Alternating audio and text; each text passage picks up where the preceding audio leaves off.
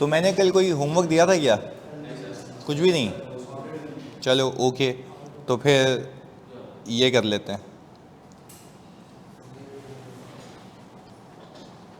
मैंने कहा कि हर दिन कुछ नया धचका होना चाहिए। तो खैर इस सवाल की थीम है कि आपने इस सिचुएशन को रीड करना है, इस सिचुएशन में पहले रिस्क निकालना है 315, और फिर ये बताना है कि उस रिस्क से कौन सी असर्शन हिट हो रही है, और फिर ये बताना है कि उसके ऊपर मैं काम क्या करूँगा, यानी सब्सटेंटिव प्रोसीजर। और काम कर लिया तो ऐसा क्या कंट्रोल लगाऊं, उसकी सजेशन दो। तो आई थिंक ये 3 स्टैंडर्ड्स को कवर कर रहा है।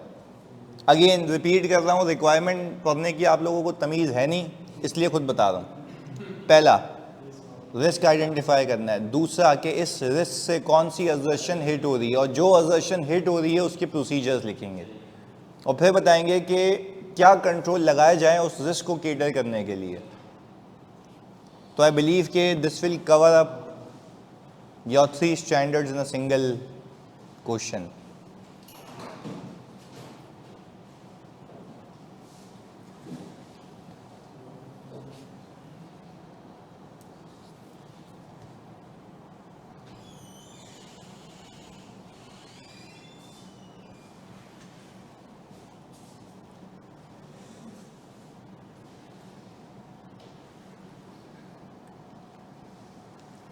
थोड़ा सा टाइम बाउंड होगा ये, इन अ सेंस के टाइम मैनेजमेंट के साथ करना है, और आपको इसके करने के लिए दिए जाते हैं 12 से 13 मिनट। और ये मैं फेसबुक पे भी लगा रहा हूँ ताकि आपके जो भी कारस्तानी है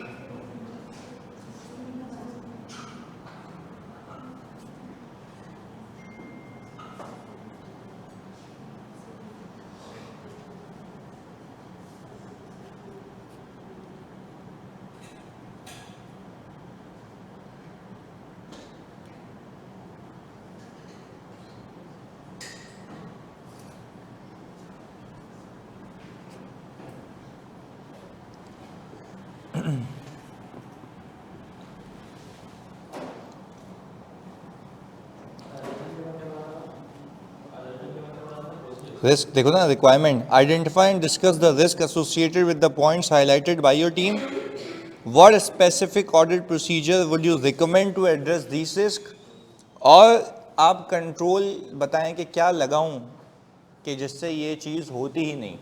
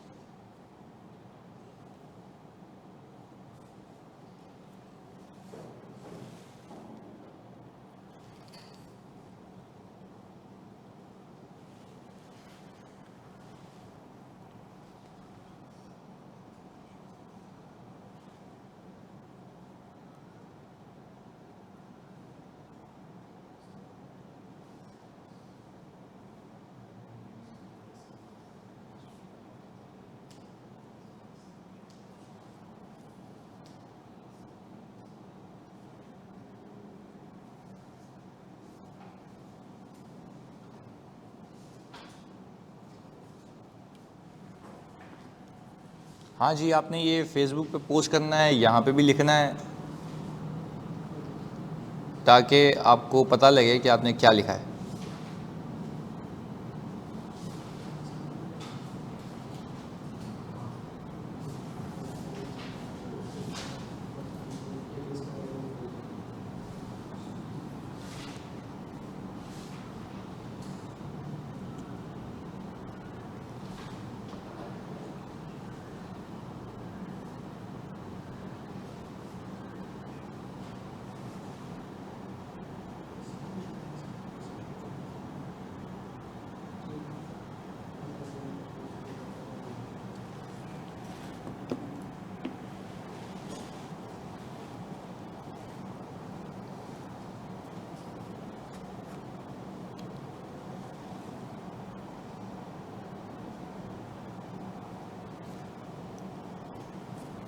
हाँ भाई, पहला रिस्क मिला है।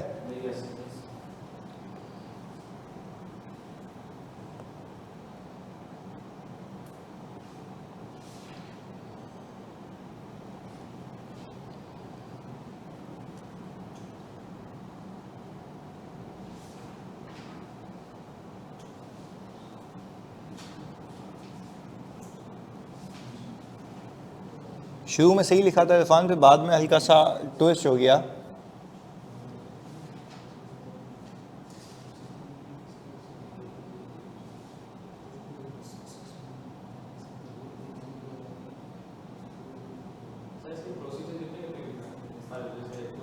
आप देखें यहाँ पे क्या लिखा हुआ है, what specific audit procedures would you recommend to address this risk. यानी आपने पूरा इन्वेंट्री के प्रोसीजर नहीं लिखना है, स्पेसिफिक जो इस रिस्क को देखने के लिए होंगे। और मेरे ख्याल से ये जो मैंने अभी हाईलाइट कर रहा हूँ, ये एक कंट्रोल डेफिशिएंसी है जिसकी वजह से risk of existence of inventory है। ओवर स्टेटमेंट लिखोगे गया गेम, अब तुम स्पेसिफिक आ गए हो। नहीं तो over statement is not the assertion. Again, over statement is not the assertion. नहीं, वो तो हम देखते हैं ना कि आपने क्या लिखा है, पर मैं ये कह रहा हूं कि यहां पे रिस्क है एग्जिस्टेंस ऑफ इन्वेंट्री का। There is a risk that inventory might have been stolen and not identified और नॉट फिजिकली एग्जिस्ट, के पीरियोडिक काउंट्स नहीं होते। चलें, अच्छा, अब हम अगर देखें तो यहाँ पे जवाबात आना शुरू हुए हैं। Since ML does not conduct a physical stock count, this creates a risk of existence of inventory, as some inventory might not exist or may become obsolete but still recorded in the inventory records। अच्छा, सही है, पर again यहाँ पे obsolescence का इतना risk नहीं है। सबसे पहले एग्जिस्टेंस का रिस्क है, काउंटिंग एग्जिस्टेंस के लिए कराई जाती है।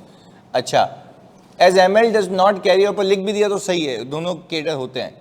As ML does not carry out periodic physical counts, therefore there will be a risk of inability to verify the inventory existence, a theft might occur leading to over statement of inventory. Abdullah थोड़ा सा पहले सही लिख रहे थे, पर आपने आगे जाके थोड़ा सा ट्विस्ट हो गया।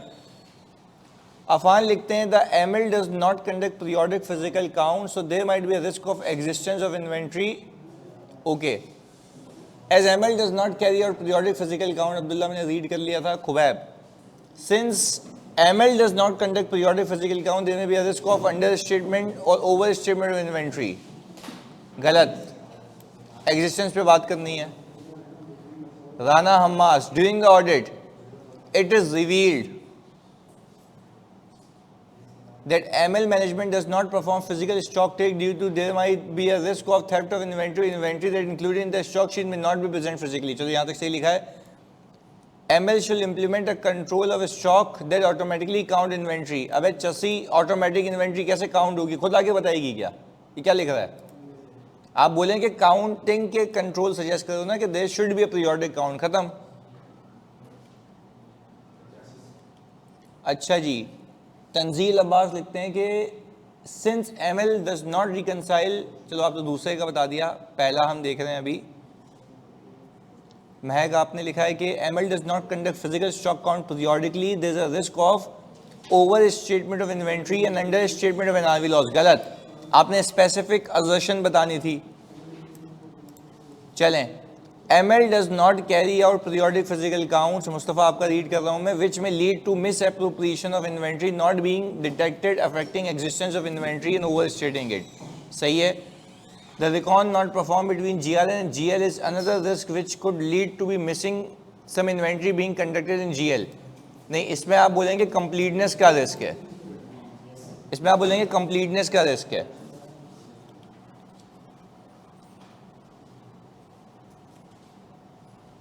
बिल्कुल सही लिखा है अफान कि कंप्लीटनेस का रिस्क। चलें, ये तो रिस्क हो गए ना, पर आपने इसी के साथ साथ इसके रिस्पॉन्सेस भी बताने हैं।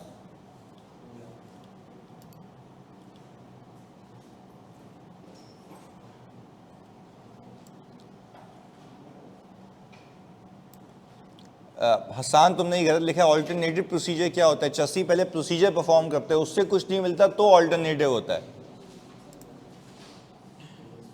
कौन से प्रोसीजर तुमने लिखा ही नहीं है यहाँ पे, तुम कैसे वेरीफाई करोगे? ऑडिटर कैसे वेरीफाई करेगा? भंगी ऑल्टरनेटिव प्रोसीजर लिख के निकल गया।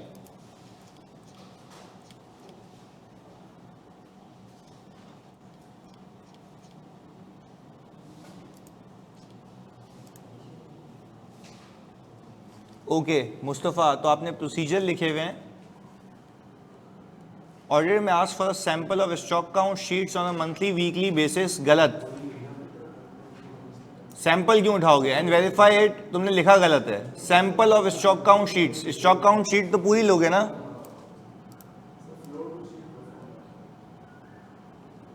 ये तुम किसके लिए करोगे? एग्जिस्टेंस के लिए। पर एग्जिस्टेंस के लिए हम जरा ये देख रहे होते हैं कि शीट से फ्लोर पे जाते हैं, तो वो वर्ड मार दिया तुमने। फ्लोर टू शीट कंप्लीटनेस के लिए होता है। Unannounced counting of inventory caters second risk including management about the recons are made, गलत। प्रोसीजर गलत जानी, बहुत आपने बिल्कुल भी इसको सीक्वेंस में नहीं किया। अच्छा अवेश कह रहे हैं सर स्टॉक काउंट तो होती नहीं है, तो बेटा स्टॉक काउंट होने का ना मतलब कि स्टॉक शीट ही नहीं बनती, हम जाके खुद काउंट करेंगे, ऐसा है? तो वो एग्जिस्टेंस को केटर करेगा कि भाई हम जाके खुद काउंट कर रहे हैं। और फिर इसके वो देखो, आपको मैंने ब्रेक कर करके दिया था कि आपने कंप्लीटनेस पे क्या लिखना होता है, एग्जिस्टेंस पे क्या लिखना होता है, वैल्यूएशन पे क्या लिखना होता है। जब यहाँ पे मसला एग्जिस्टेंस का है पहले वाले केस में, तो आप कौन से प्रोसीजर लिखेंगे? एग्जिस्टेंस वाले। तो ये होता है स्पेसिफिक होना कि जो रिस्क है, भाई कोई आपसे पूछे कि यार यहाँ पे ये है तो इस चीज़ के लिए क्या प्रोसीजर करूँ, तो आपके शुरू से शुरू हो जाओगे या सिर्फ स्पेसिफिक बताओगे? आप लोगों को जो रिस्क है, फॉर एग्जांपल एक बच्चे को मैंने कहा इन्वेंट्री की एग्जिस्टेंस तो चेक करके आ जा, तो बोलेगा सर क्या करूं इन्वेंट्री की एग्जिस्टेंस के लिए? तो आप बोलोगे भाई सबसे पहले तू स्टॉक शीट ले और स्टॉक शीट में से आइटम उठा सैंपल बेसिस पे और जाके देख क्या वो फिजिकली मौजूद हैं या नहीं है। अगर कोई थर्ड पार्टी के पास इनकी इन्वेंट्री पड़ी हुई है तो वहां पे जाके काउंट कर लो या उनको कंफर्मेशन भेज दो। तो these were all the procedures regarding count of inventory. ऐसा ही है, तो यही हमने लिखना है। आपने इसके उधर जाना ही नहीं था क्योंकि आप एग्जिस्टेंस की बात कर रहे, तो मैंने तो लिख के भी अलग अलग दिया है। अब यहाँ पे बच्चे अपने ही टेंजेंट पे चल रहे हैं कि भाई शुरू से शुरू हो गए कि भाई ये लिस्ट ऑफ यूट ऑब्टेन करूंगा, कंप्लीटनेस एक्यूरेसी चेक करूंगा और मैच करूंगा जीएल से। ओ भाई ये बोला ही नहीं है। देखो लिखा हुआ क्या है, what specific audit procedure would you recommend to address these risk. तो जो तुम्हें रिस्क मिला है उस पर क्या काम करोगे? तो अब तुम बोलोगे यार अब मतलब ये भी ख्याल रखना है कि जो रिस्क होगा उसी के अकॉर्डिंगली आपने काम करना होगा। यानी आपको जब पता है कि यहाँ पे ये रिस्क है तो मैं स्पेसिफिक वो लिखूंगा, सही है? तो शीट से फ्लोर पे जाएंगे, फ्लो से शीट पे, फ्लो से शीट पे किसके लिए होता है? वो मेरे ख्याल से दूसरे रिस्क के लिए कर सकते हो क्योंकि वो मैचिंग नहीं करता ना, बिलीफ वो रिकॉर्ड नहीं बनाता। यानी हमने ये सीखा हुआ था इंटरनल कंट्रोल के अंदर कि रिकॉर्ड बननी चाहिए जीआरएन और जीएल की। वो जीआरएन और जीएल की रिकॉर्ड नहीं बनाता, इसका मतलब है there is a likelihood that inventory is not complete in the GL. तो उसके लिए आप ये करेंगे कंप्लीटनेस के लिए कि आप जाएंगे फ्लोर पे, बोलेंगे कोई भी रैंडम आइटम उठाऊंगा, देखूंगा क्या ये शीट में आ रहा है या नहीं आ रहा। अगर शीट में आ रहा है तो इसका मतलब ये है कि वो कंप्लीट है। पर अगेन ये रिस्क एलिवेट कैसे हुआ? इन्वायरमेंट से या इंटरनल कंट्रोल से? इंटरनल कंट्रोल से। तो वो जो आपका शौक था कि सर इंटरनल कंट्रोल भी साथ साथ होने चाहिए, हम भूल जाएंगे, तो मैं भूलने नहीं दूंगा। सही है, तो ये है। हाँ, ये आ सकता है, 15 नंबर का आ सकता है, 20 नंबर का आ सकता है। अभी तो हो सकता है आगे से अगले सवालात में रिलेटेड पार्टी भी आ जाए, फ्रॉड रिस्क भी आ जाए। सुनाओ।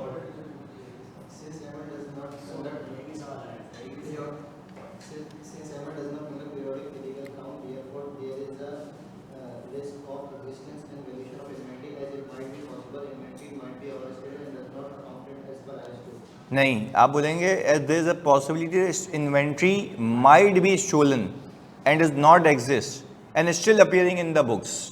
अब थोड़ी सी अंग्रेजी चेंज करेंगे ना, वो उस वक्त के लिए सही था, there is a risk of over statement, under statement.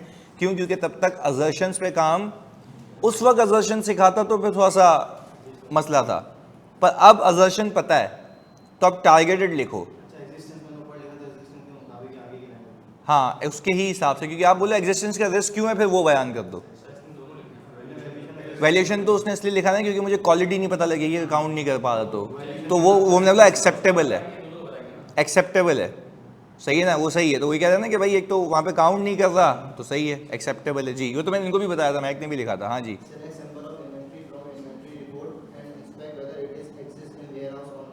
सही है।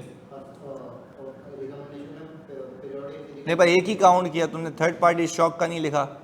कि इंक्वायर करेंगे if there is any stock held by the third party, we will go and inspect whether the stock is residing there or not. नहीं तो आपके completeness के लिए 1000 procedure बनते हैं, तो 1000 लिखने पड़ेंगे जो रेलेवेंट हो सिनेरियो में। नहीं नहीं नहीं नहीं, जितने बनते हैं उतने। सही है। अच्छा, हाँ लिख सकते हैं आइल, चलें ओके, मैं देख लेता हूँ उन्हीं उस पर, हम पहले ये डिस्कस कर लेना जानी। अच्छा, दूसरा प्रोसीजर लिख रहे हैं। अच्छा, anyone else from the class? जी, एक मिनट।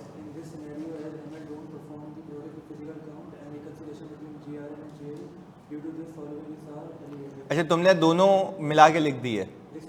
रिस्क नहीं, आपने लिखना ये होता है जो एक सिचुएशन में रिस्क, फिर उसके प्रोसीजर उसकी सजेशन, रिस्क उसके प्रोसीजर उसकी सजेशन, या तो risk procedure suggestion, risk procedure, line से मिक्स नहीं करना। एक रिस्क है, उसी के प्रोसीजर होंगे और उसी की सजेशन होगी अगर तो कुछ मांगी हुई है। सही है, तो आप रीड करो आगे। मिस एप्रोप्रिएशन ऑफ इन्वेंट्री मतलब you have taken it to the fraud level. आप सिंपल ये कहें ना कि risk of existence of inventory. सही है, असर्शन से लिंक करो। सही है, मिस एप्रोप्रिएशन होगी, पर मिस एप्रोप्रिएशन वजह होगी। As inventory there is a risk of existence of inventory, as inventory might be misappropriated, तो वो तो वजह है, आपने वजह लिख दी है। सही है, आगे। अब देखो, तुमने थोड़ा सा अलग अलग करके लिखा है ना, तो कंफ्यूजन हो रही है। जो रिस्क है उसके साथ साथ तुमने बता दिया ना असर्शन एग्जिस्टेंस। सही है, चलो कोई नहीं, अभी ये सीख है कि रिस्क के साथ ही बताना है। आगे चलो, प्रोसीजर क्या लिखा? गलत, फॉर कंप्लीटनेस। अच्छा चलो, बोले फिजिकल आइटम या from the item from the floor, ये बोलोगे। आगे,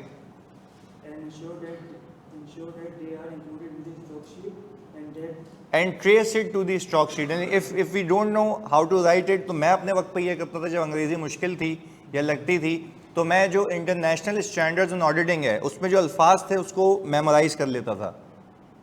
भाई इसमें कोई बुरी बात नहीं है, मतलब if your vocabulary is not good and you don't know how to write it, तो फिर आप सीखते हैं और याद करते हैं। जब हम उर्दू भी बोल रहे होते हैं तो फ्लुएंट इसलिए ना क्योंकि वो यूजुअल है, तो जो चीज़ यूजुअल नहीं है उसको याद करना पड़ेगा। और याद करने का मतलब ये नहीं कि वर्ड टू वर्ड आप 2-3 बार रीड करो आपको वर्ड्स भेजे में फिक्स हो जाएंगे। तो आपको ये पता होगा ये हथियार है, अब अलग अलग जगह चलना। Confirmation, we will circulate confirmation, we will send confirmation, तो ये क्या एक जगह चलता है? रिसीवेबल्स में, इन्वेंट्री में। तो ये भी वो अल्फाज ही थे ना जो लिखे थे। तो मैं रिकमेंड करूँगा कि जिसकी अंग्रेज़ी थोड़ी सी वीक है या जिसकी वोकैबुलरी या ग्रामर थोड़ी वीक है, तो वो हल्का सा रीड कर ले, अगेन अगेन रीड करो, वो दिमाग में प्रोसीजर चिपक जाएंगे और वही रिप्रोड्यूस करो। सही है, इसको यार इसको रट्टा लगाना नहीं कहते, इसको मेमोराइजेशन ऑफ सम वर्ड्स कहते हैं जो कि आप यूज़ करने लगे। मैंने तो अपना रिस्क नहीं लिया था कभी पेपर में, मैंने तो आपको बताया भी था कि जब मैं खुद तैयारी करता था, पैसे होते नहीं थे, तो मैंने तो ICAW की 67 अटैम्प्ट्स लिख के की थी। उसकी तो क्वार्टरली होती है, पता नहीं कौन से सदी से शुरू की थी मैंने। अब लिखते लिखते लिखते लिखते लिखते वो हाथ सेट हो गया उस पर, तो वही जारगन्स भेजे में बैठ गए। तो आपने भी ये करना है, तो आप जितना रीड करेंगे उतनी परफेक्शन आएगी, जितना सॉल्व करेंगे। अब देखो आप बता रहे हो तो मुझे पता लग रहा है ना कि ये भी गलतियां हैं, तो आइडिया मुझे पता है कि सही है, पर when it comes to writing उसका मतलब चेंज हो रहा है, तो इसलिए आगे बढ़ो। सही है, for valuation perform cut off sale and purchase, और दूसरा मुझे लिखा है कि ये कैलकुलेट करेंगे प्लांट यूनिट की वैल्यूएशन। आज देखो ये तुमने ये वैल्यूएशन वगैरह के लिए ना, इसमें रिस्क नहीं था वैल्यूएशन का, वैसे कैसे? तो पीरियोडिक काउंट ना करने से तुमने जो प्रोसीजर लिखा हुआ है, तुमने बोला क्वांटिटी को प्राइस से मल्टीप्लाई करूंगा, ये तो नहीं है ना। आपको देखो काउंट ना करने से आपको NRV का रिस्क है, ओवरऑल वैल्यूएशन का रिस्क नहीं है। तो फिर NRV वाले प्रोसीजर लिखते हैं ना कि select the sample of inventory and check at which price it has been subsequently sold out. Overall valuation का रिस्क नहीं है, NRV का रिस्क है। अगर आप कह रहे हैं कि भाई मैंने काउंट नहीं किया, अगर आप कह रहे हैं ये क्लेम करें कि काउंट नहीं किया तो मुझे ऑब्सोलीट इन्वेंट्री नजर में नहीं आई, तो फिर आप ये बोलो कि मैं एजिंग लूंगा और एजिंग में से देखूंगा old outstanding slow moving inventory कौन सी है। तो your responses should be very targeted. अब ये सोचो आपको सीनियर मैनेजर बुला के बोल रहा है बता इस पर क्या काम करेगा, तुमने बोला शॉक शीट लूंगा, दोनों को मल्टीप्लाई करूंगा। मैंने कहा भाई किधर, मैं बोल रहा हूँ NRV का रिस्क है, तो NRV वाले प्रोसीजर बताओ। तो NRV के लिए स्पेसिफिक क्या होता है, सब्सिक्वेंट जाके देखोगे कितने का बिका, एजिंग ले लोगे तो लॉन्ग आउटस्टैंडिंग समझ आता है। पहले बताओ कहानी क्लियर होती है। चलें अब ज़रा हम देखें कि कौन कौन करीब करीब पहुंचा। अच्छा, no physical stock counts by the management, ये मैंने हेडिंग बनाई। रिस्क लिखा हुआ है ML does not conduct regular physical stock count inventory, there is risk that inventory reported in the FS में नॉट एक्चुअली। मैंने किस असर्शन को हिट किया, और यही कंट्रोल्स में सिखाता था। मैं कहता था आगे जाके बताऊंगा उसको ऑडिट कैसे किया जाता है, तो अब वो सारी चीज़ें कनेक्ट करूंगा पीछे से ताकि वो भी साथ साथ चलता रहे और ये भी ना भूलें। शुरुआत है, सही है।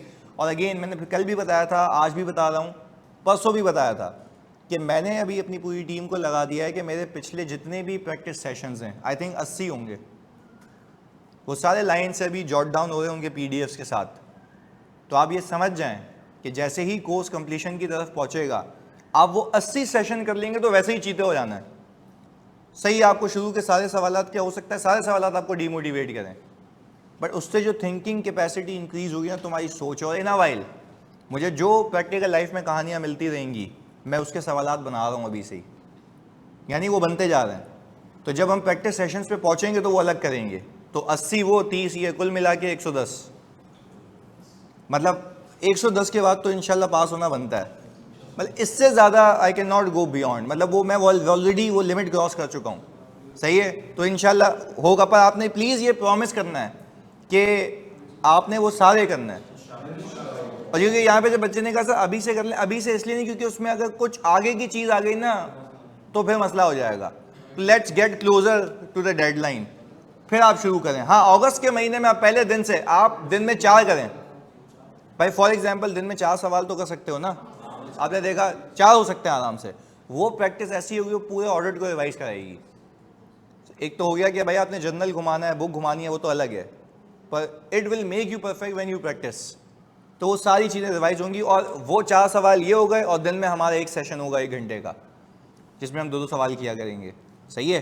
तो वो ऐड ऑन होते रहेंगे। चलें ओके, जो हो गए उनके। अच्छा, मसला ये है कि मैंने जब प्रैक्टिस सेशंस कराए थे ना, मैंने उस पर ये तमीज़ नहीं रखी कि जो हो गए उनके, यानी इन अ सेंस कि आपको फिर एक एक वीडियो में जाके ढूंढना पड़ेगा। वो क्या था, दिल हुआ फ्रॉड के साथ, रिलेटेड पार्टी के साथ, रिस्क के साथ, रिस्पॉन्सेस चारों मिला दिए, fraud, risk, RP, procedure, report भी डाल दी। तो वो सारी चीज़ें चल रही हैं।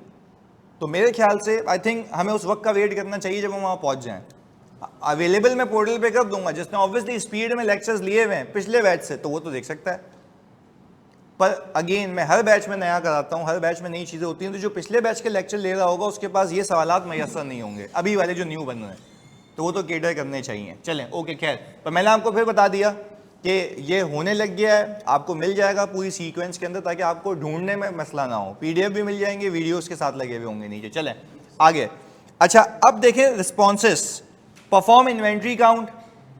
अच्छा, परफॉर्म इन्वेंट्री काउंट मैंने बहुत ही ज़्यादा खुशबू लिखा हुआ, पर आपने तो ये भी लिखा था ना, obtain stock sheet from the management, select the sample of inventory and inspect whether they are physically exist or, तो ये ज़्यादा अच्छा लिखने का तरीका है। अच्छा, inquire if any inventory of the client is held with the third party, तो वहां जाके भी काउंट करेंगे या वहां पे कंफर्मेशन भेजेंगे। और देखो हमने क्या कहा कि जो रिजल्ट आएगा मेरा, मैं देखूंगा क्या वो आपस में मैच होता है या नहीं होता। देखो, compare the results with the accounting records to identify any discrepancy and investigate and resolve any discrepancy is. अच्छा, डिस्क्रिपेंसी का मतलब ये है कि आपने शीट में आ रहा है, फ्लोर पे नहीं आ रहा, तो इसका मतलब है डिस्कस करने का मतलब कि आप फिर बोलोगे कि इसको राइट ऑफ करो, इसको। बात समझ आ रही है? तो ये था। हाँ जी, ऑनलाइन वालों पहले बताओ कि यहाँ तक बात समझ आती है जल्दी से। हाँ, ये तो अभी एक रिस्क को केटर किया गया है। अच्छा, दूसरा रिस्क ये था, अच्छा पहले तो वही control ML should implement periodic physical, क्योंकि मैंने तो आपको इतना अच्छे से सिखाया है कि जो रिस्क है उसका ऑपोजिट रिकमेंडेशन है। चलें, reconciliation has not been made, यानी आपको ये बात पता है, आपको ये बात पता है कि रिकॉन नहीं बनती जीआरएन टू इन्वेंट्री रिकॉर्ड्स, तो इसका मतलब ये है कि कंप्लीटनेस का इशू है। हो सकता है कि माल आ गया और बुक्स में ना आया हो, तो आप मुझे सारे प्रोसीजर कंप्लीटनेस के लिखने होंगे। देखो ये क्या लिखा हुआ, there is a risk that inventory may be understated because the goods received as reflected in GRN are not recorded in the GL, resulting in inventory being omitted from the, ultimately we are addressing the completeness के physically मौजूद होगी, उसमें नहीं आ रही होगी, तो ये अलग रिस्क है। अच्छा, कंप्लीटनेस के लिए आई बिलीव आप फ्लो टू शीट भी करते हैं। अच्छा, ईयर एंड के करीब करीब जीआरएन उठाता हूं, जीआरएन, जीडीएन मतलब जा रहा है, जीआरएन मतलब आ रहा है, सही है। जीआरएन पिक करूंगा सारे जीआरएन सैंपल पे, like sample of GRN and trace whether these GRNs and inventory against these GRNs has been recorded or not.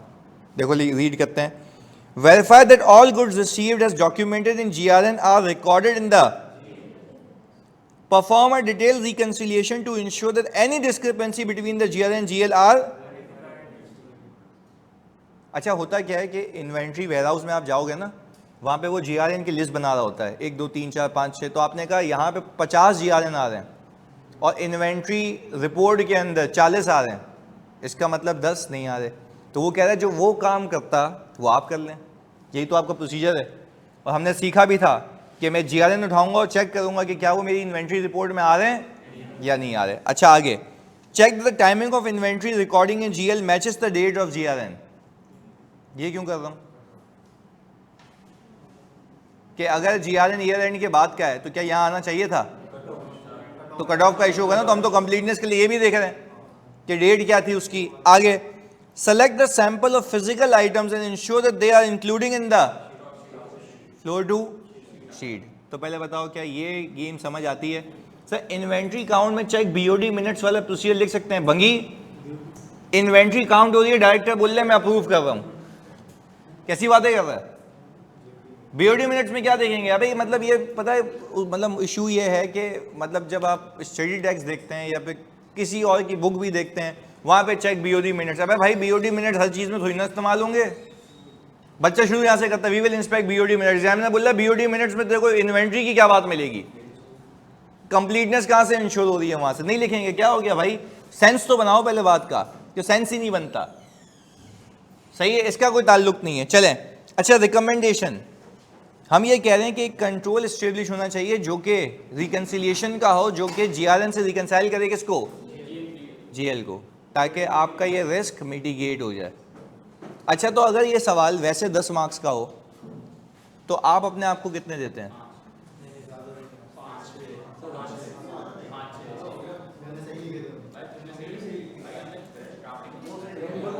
8 marks, 8 to 9। नहीं लिखा तो अच्छे थे, लिखे अच्छे थे किसी बच्चे ने यहाँ पे। अच्छा तो यानी गेम थोड़ा समझ आ रहा है कि अगर 2-3 स्टैंडर्ड्स मिक्स होके आए तो आपको स्ट्रेटेजी समझ आ रही है। मतलब हम वो हाथ सेट कर रहे हैं, तो इसने भी सही लिखा था, सही है। चलें मैं भेज देता हूँ असीब। चलें ओके, ये इसने चैलेंज कर दिया, बोला आज वाला आसान था थोड़ा सा, अभी बताता हूँ 1 मिनट। इधर पिक हो गया था ना, चलो पिक होना इज अ गुड थिंग, सही है। फिर अब रिटन प्रैक्टिस। चलें ओके, अब आ जाएं आप अगली वेरिफिकेशन पे, कैश एंड बैंक बैलेंसेस।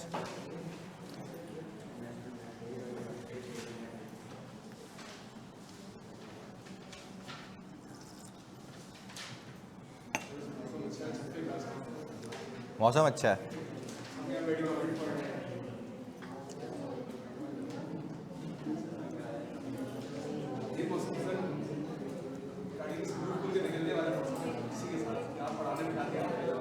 तू साथ चल लियो मेरे।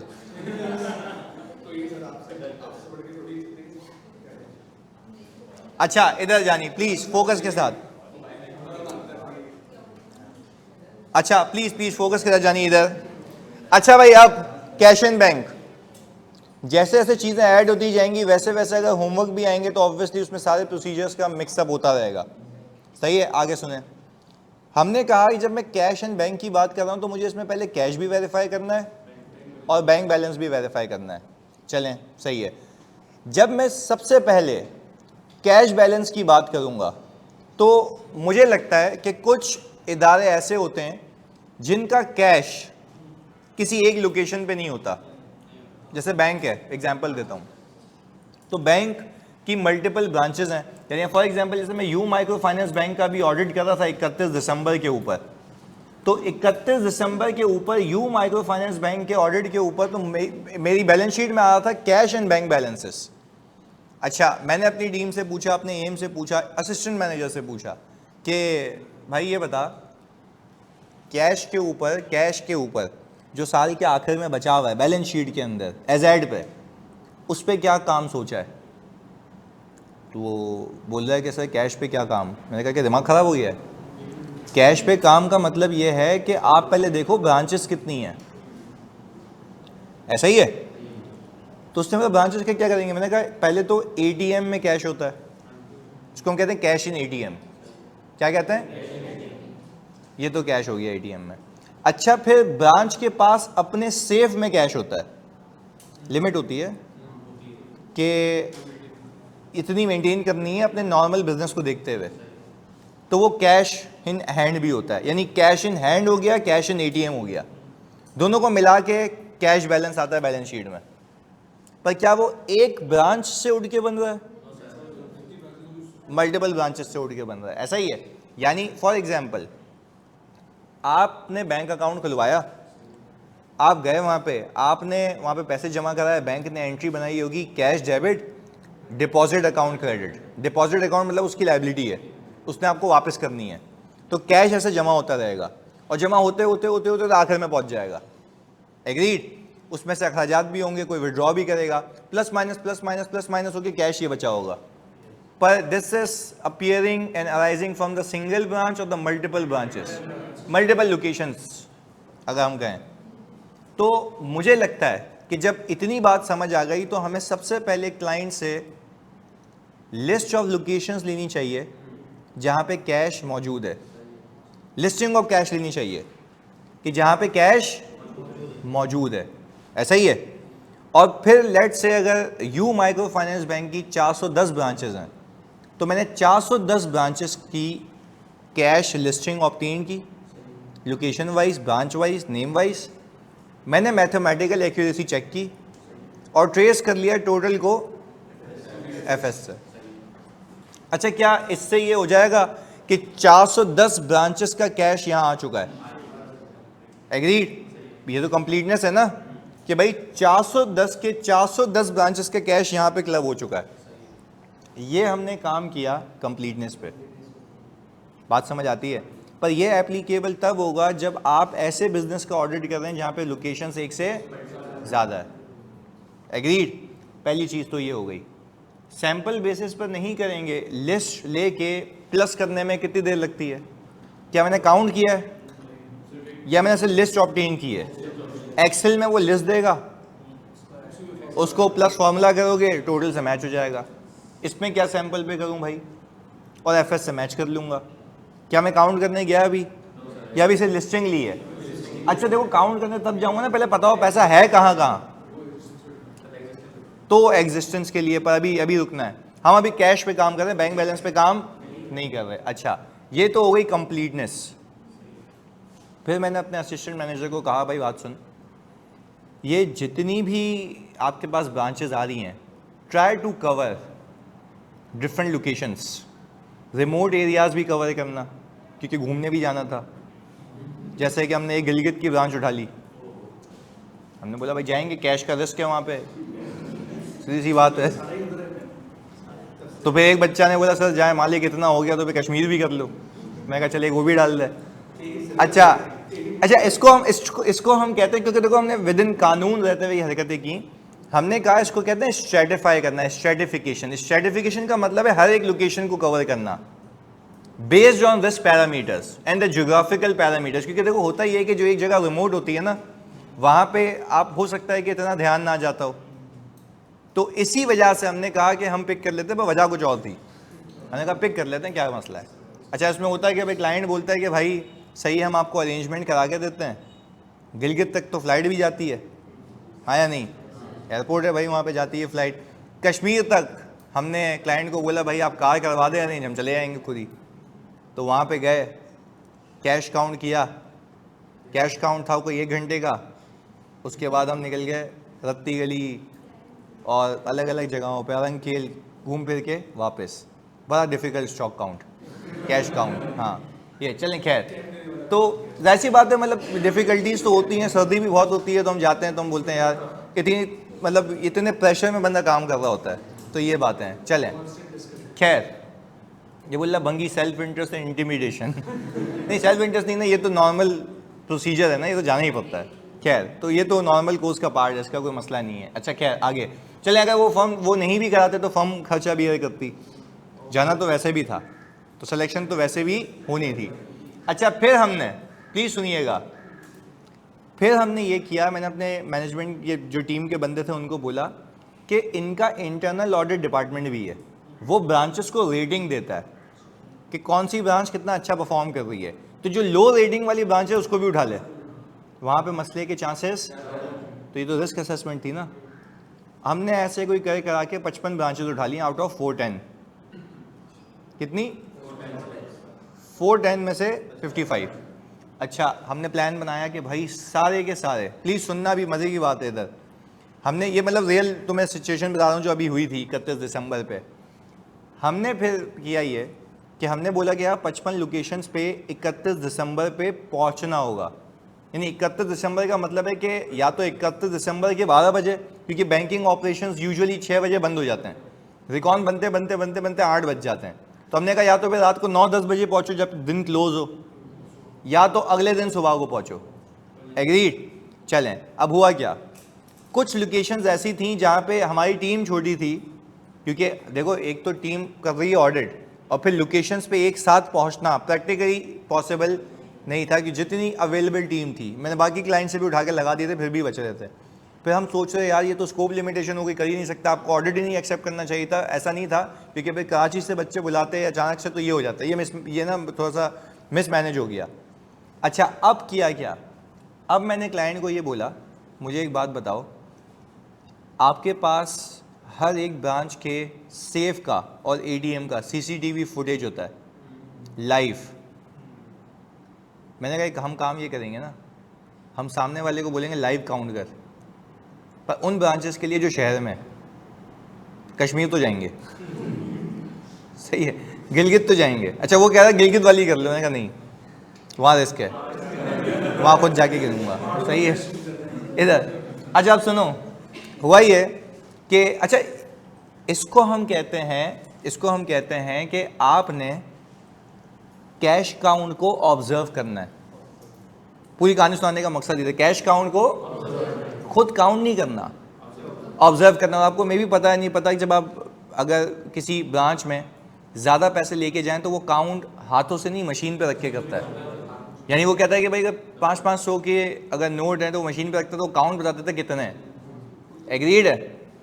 चलें, या वो काउंट भी कर ले, व्हाट्सएवर आप ऑब्जर्व कर रहे होते हो। अच्छा, जब वो काउंट करता है, वो ऑब्जर्व कर रहे होते हो, तो आपको फर्म, यानी हमारी फर्म के, मैं तो जीटी में भी काम किया है, तो हर फर्म की ना एक काउंट शीट बनती है। अच्छा, काउंट शीट में यहाँ पे ऑब्वियसली फर्म का नेम होता है क्योंकि आप काउंट करने गए। अच्छा, जो काउंट कर रहा है वो पर्सन, जो ऑब्जर्व कर रहा है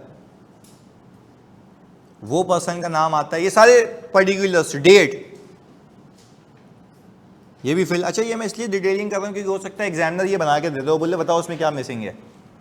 वो तो अलग ही लेवल पे चल रहा है ना अपने, वो तो पता नहीं क्या समझ रहा है कि तुम लोग फर्म में बैठे हुए हो। पर सही है, वो एक्सपोजर तुम्हें दे दें, तुम्हें समझ आएगी बात। क्या पूछ भी लिया तो क्या ही इशू है।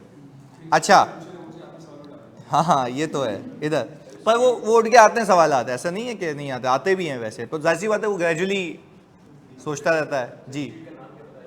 काउंट शीट सही है, कैश काउंट शीट कहते हैं हम इसको। ओके, अच्छा, काउंट पर्सन, ऑब्जर्व, डेट, ये पता है ये सारी चीजें क्या है? डॉक्यूमेंटेशन है, ये डॉक्यूमेंटेशन है। अच्छा, फिर यहां पे लिखा हुआ होता है क्वांटिटी,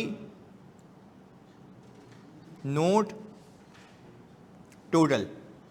अच्छा, यहां पे लिखा होगा कि भाई 1000 वाले नोट उसने मशीन में प्लग इन किए, उसने काउंट किया और पता लगा कि भाई ब्रांच के अंदर जो 1000 वाले नोट हैं वो 150 हैं। अच्छा, तो वो जो उसको दोगे शीट भरने के लिए, खुद भरोगे, उसको ऑब्जर्व करोगे, क्लियर है? अच्छा, 1000 वाले नोट थे, 150 की क्वांटिटी है, यहाँ पे 150 लिख दिया, क्या करें? मल्टीप्लाई करें, एक अमाउंट आ जाएगी। सही है? This is what you are doing, observing cash count. अच्छा, जब तुम कैश काउंट कर रहे हो तो मुझे लगता है तुम्हें वैल्यूएशन भी पता लग रही है, एग्जिस्टेंस भी, राइट भी, यही है ना, और कंप्लीटनेस भी, कि यही सारे के सारे पैसे काउंट हो रहे हैं ना। राइट मतलब मेरे पास है तो मेरा ही है ना, अनलेस के प्रूवन समथिंग एल्स। सही है? चलें, ओके। तो अब मैंने कहा कि फिर हमने देखा कि भाई 500 के नोट हैं, वो थे 250, यहाँ पे टोटल आ जाएगा। फिर वो नीचे ऑप्शन देते हैं हम लोग फॉरेन करेंसी का, कोई account holder foreign currency account भी खुलवाता है, तो वो जमा भी फॉरेन करेंसी कराएगा। तो मेरे पास कैश में यूएसडी आ रहे होंगे, येन आ रहे होंगे, या जो भी करेंसी है मेरे पास। अच्छा, तो मैंने कहा अगर हमारे पास फॉरेन करेंसी आ रही है, लेट से क्वांटिटी आ रही है 60 की, और हमारे पास जो क्वांटिटी आ रही है 60 की, उसमें जो ऑब्वियसली हम कहें 100 डॉलर्स हैं, तो हमने जब इसको मल्टीप्लाई किया तो आंसर आएगा डॉलर में। उसको मैं मल्टीप्लाई करूंगा स्टेट बैंक ऑफ पाकिस्तान के रेट से जो 31 दिसंबर पे मौजूद था, तो उन्होंने मल्टीप्लाई करके उसको लिखा हुआ होगा। बता दी समझ? अच्छा, तो आपको ये भी तो हो गया कि अगर रिस्क में हमने सीखा था risk of using incorrect exchange rate, वो यहाँ कर रहे हो ना मल्टीप्लाई। क्या आपको पता लगा ना कि अगर ये इदारा फॉरेन एक्सचेंज में मुलव्विज़ है तो एक्सचेंज रेट का रिस्क है, तो उसको केटर करने के लिए आप स्टेट बैंक ऑफ पाकिस्तान की वेबसाइट पे जाएंगे, हिस्टोरिकल डेटा पे जाएंगे, वहाँ पे लिखा होगा 31 दिसंबर 2024 पे रेट क्या है, वो मल्टीप्लाई करेंगे, यहाँ पे एक आंसर आ जाएगा। फिर आप करेंगे इसका टोटल। अच्छा, ये पूरी बैंक का ये एक ब्रांच पे चल रहा है, तो बाकी ब्रांचेस ऐसे ही होंगी, ऐसे ही होंगी। अच्छा, अगर मतलब बाकी ब्रांचेस पे भी ये काम कर लिया, मतलब each and every branch had a equal chance of selection, अगर मुझे ब्रांच पे कंफर्ट मिल गया तो सब पे मिल गया, यानी बाकियों पे भी हुआ होगा। That's why obviously we perform on a sample basis और रीजनेबल एश्योरेंस होती है। एग्रीड है? और क्या मैंने सिलेक्शन ऐसे ही की थी, रिस्क बेस, सही ना? हमने ज्योग्राफिकल एक्सपेक्ट भी कवर किया था, लो रेटिंग भी कवर की थी, और हमने ये भी देख लिया था कि इंटरनल ऑडिट की रिपोर्ट्स में कहीं पे मसले हाईलाइट किए गए तो वहाँ तो हम ज़्यादा ही देखा था हमने और गए भी थे वहाँ पे। एग्रीड है? तो ये हिसाब किताब था। अच्छा, अब आगे अच्छा, इसमें वो भी आता है हमारी ईवाई में, तो वो टेस्टिंग थ्रेशोल्ड का भी गेम है ना, कि किसी ब्रांच के ऊपर टेस्टिंग थ्रेशोल्ड से ऊपर पैसा पड़ा हुआ है, वो तो सेलेक्ट करनी ही करनी है। नहीं आई बात समझ? वो तो गेम अपनी है ना भाई। देखो, अगर आपके पास 410 ब्रांचेस हैं, आपने याद है एक टॉलरेबल एरर निकाला था, फिर उसका भी परसेंटेज निकाला था, तो आपने कहा उस परसेंटेज से ऊपर किसी भी ब्रांच में कैश हुआ तो वो तो चेक होगी, वो तो वैसे ही साइड में होगी, उसको हम कहते हैं की आइटम। क्या कहते हैं? क्योंकि वहां तो गलती बर्दाश्त हो ही नहीं सकती। एग्रीड? क्योंकि हम उससे ऊपर जाने नहीं दे सकते। अच्छा, वो कहता है भाईजान ये तो हो गया, साइड में लगा दो, बाकी पॉपुलेशन को उठाओ, रिस्क बेस्ड सैम्पलिंग करो। रिस्क बेस्ड में हैवी कवर्ड ज्योग्राफिक लोकेशंस, ऐसा ही है। Heavy covered the risk rating given by the internal audit department, yes. हमने वैसे पिक कर करके हमने अपना सैंपल बनाया और वो 55 पे जाके पहुंचा। और आफ्टर डूइंग दीज ब्रांचेस हमने ये कंफर्ट ले लिया कि यहाँ पे कैश का बैलेंस कंप्लीट भी है, एक्यूरेट भी है, और उसमें कोई फ़र्क नहीं है। पहले बताओ, कहानी समझ आती है? अभी क्या बैंक वेरीफाई किया है या ओनली कैश? कैश। अच्छा, अब इधर देखिएगा, अब ज़रा ये पूरी कहानी सुनने के बाद ज़रा ये रीड कर लेते हैं। Obtain cash listing from the management for each location if check mathematical accuracy and trace total to. अच्छा, इसको सही कर लेते हैं। ओके, आगे। Observe cash count to check existence and valuation भी हो रही है। Okay, for foreign currency trace exchange rate from SBP side and multiply foreign currency with the, सही है। अच्छा, obtain acknowledgement of the person on the count sheet as an evidence. क्यों sign क्यों करा रहे हो उससे? एविडेंस है क्या भाई? तू साइन करके तूने यही काउंट किया था, और तुम ये मेरे ख्याल से this is a sort of specific assertion, representation ले रहा हूं उससे। अच्छा, कल को कोई भंड हुआ, वही अकाउंटेबल है। तो हमने कहा भाई 31 दिसंबर पे तू असर्ट कर रहा है कि ये है, तो हमने काउंट तो कर लिया, पर आप इस पे ओके दें कि इसके अलावा और कोई कैश नहीं था। होता तो फिर वरना आप बताते हैं मुझे, हम नहीं बताते, तो मतलब आप ये श्योरिटी दे रहे हैं कि यही है। चलें, perform cut off by obtaining CPV, cash payment voucher. कहीं सुना था कि आप जब पेडी कैश के अखराजात कर रहे होते हैं तो कैश पेमेंट वाउचर बनता है। तो आप मुझे एक बात बताते हैं कि कैश पेमेंट वाउचर जब बनता है तो वो एक्सपेंस की वजह से बनता है, तो आपने कहा वो प्री नंबर्ड होता है, ऐसा ही है। हमारा मकसद ये है कि अगर कैश पेमेंट वाउचर 1 जनवरी को बना है तो उसकी एंट्री 1 जनवरी को जानी चाहिए, इधर से कैश माइनस नहीं होना चाहिए। यानी फॉर एग्जांपल आपने काउंट किया, एग्जांपल दे रहा हूं उसे समझने के लिए। आपने काउंट किया, आपने देखा कि आपके पास काउंटेड कैश ज़्यादा आ रहा है। काउंटेड कैश, पहले इस बात को समझते हैं, ये बड़ी अहम बात है। आपने काउंट किया, काउंटेड कैश ज़्यादा आ रहा है। सर ये कंप्लीटनेस के लिए कर रहे हैं ना, कंप्लीटनेस के लिए भी, वैल्यूएशन के लिए भी, एग्जिस्टेंस के लिए भी, ऐसा ही है ना। चलें, ओके, वापस से मैंने कहा आपने काउंट किया, कैश आ रहा है ज़्यादा, जीएल में आ रहा है कम। ये बड़ी कहानी स्पेसिफिक है, सुनना ताकि फिर कंफ्यूज नहीं हो। काउंट किया, कैश आ रहा है ज़्यादा, जीएल में आ रहा है कम। मैंने रीज़न पूछा भाई ये क्या हो गया? वो ये कह रहा है कि सर ये भी देखेंगे ना कि करेंसी ओरिजिनल है या फेक। तो बेटा वो तो काउंट करते हैं, वो वैसे ही दिख जाएगा ना। मतलब तुम कौन सा काउंट, उनके पास मशीन भी होती है ना, वो तो वहीं से वैसे ही पता लग जाएगा। चलें, ओके, इधर प्लीज़ पहले कहानी सुनो। इधर मैंने ये कहा कि भाई आपने काउंट किया, कैश आया ज़्यादा, जीएल में था कम। अच्छा, रीज़न ऑफ डिफरेंसेस होते हैं कि वन ऑफ द रीज़न हमने जब आइडेंटिफाई किया तो पता लगा भाई जीएल के अंदर एक एंट्री मारी हुई थी, expense debit cash credit, expense debit, expense debit. अच्छा, अब मैंने बोला वो एंट्री थी क्या, ज़रा सुनना। मैंने कहा भाई, मैं जब रिकॉर्ड बनाने लगा तो मैंने बोला भाई क्यों डिफरेंस आ रहा है। उसने बोला अभी देखते हैं। मैंने कहा एक काम का, कैश पेमेंट वाउचर लेके आ। कैश पेमेंट वाउचर देखा हमने तो उसके ऊपर लिखी हुई थी डेट 1 जनवरी 2025, रिकॉर्ड हुआ था 31 दिसंबर पे, यानी मैं तो सुबह काउंट करने गए हम लोग। अच्छा, मैंने बोला भाई अबे बेवकूफ़ इस वजह से आउट हो रहा है, 31 दिसंबर पे तुम्हारे पास वो कैश मौजूद था और तुमने वाउचर अगले दिन बनाया है, तो चलसी उसको अगले दिन एंट्री पार्क करो ना, तुम्हारे एफएस में कम दिख रहा है कैश, जबकि 31 दिसंबर पे कैश ज्यादा था। देखो लॉजिकल बात है, मैंने 31 दिसंबर के काउंट कर रहा हूं मैं, तो वो काउंट में कैश ज्यादा आ रहा है, जीएल में कम आ रहा है। उसने एक्सपेंस रिकॉर्ड कर लिया बेवकूफ ने, तो वो पकड़ा कैसे गया? कैश पेमेंट वाउचर से। तो तभी तो कैश पेमेंट वाउचर पे डेट 1 जनवरी की आ रही है ना। तो हम कह रहे हैं कि उसकी एंट्री भी किस फाइनेंशियल ईयर में पड़नी चाहिए? अगले साल वाली। तो यहां पे एंट्री मार के उसने कैश को एक्चुअल में अंडर स्टेट किया हुआ है, जबकि असल में कैश कितना बढ़ा हुआ था?